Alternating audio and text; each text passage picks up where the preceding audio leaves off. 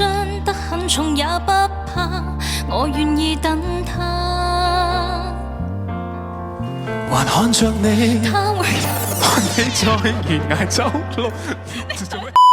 Hello，大家好，我係俊毅啊。阿李優你好，李天優你好。大家都一般叫咗咁多年都叫我天優。我叫你康俊毅。係啦，咁啊，但係都希望大家知我真名啦。叫做李俊毅啦。李俊毅仲有個英文嘅喎。JY 啊 ，JY 嗰個係拼音，嗰個係單純嘅拼音，即係 JY 俊毅啊嘛。哦。因為有一個藝人同我同名嘅。係。咁佢就係啊，就叫李俊毅。咁我覺得即係只係區分開啫，就加個拼音啦。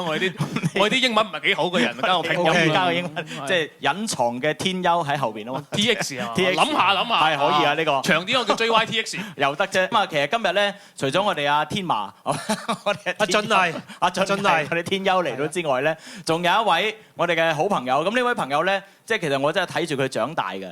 係啦，咁啊睇住佢越嚟越靚，咁啊亦都頻頻見到佢出佢嘅新作品啦。咁包括我哋今年年頭啊，做好多嘅show 啊晚會，亦都見到佢出現嘅，同你一齊都一齊出現嘅。係啊，好，咁我哋歡迎魚蛋。哇，我哋編出嚟喎，好奇怪。Hello，好啦，咁啊，我哋阿魚蛋老師。歡迎魚蛋，歡迎魚蛋，係啦。咁啊，我哋上到嚟咧，咁肯定兩個要合作一下啦，係咪咁講啊？係啊，咁你彈琴我打鼓咧。OK，講走佢哋。咁我上去唱歌先。OK，好。咁啊既然你哋兩個嚟到，帶一首咩歌俾大家咧？係你揀嘅。好心好報。好心好報，點解要揀呢個歌同我唱咧？因為老咯。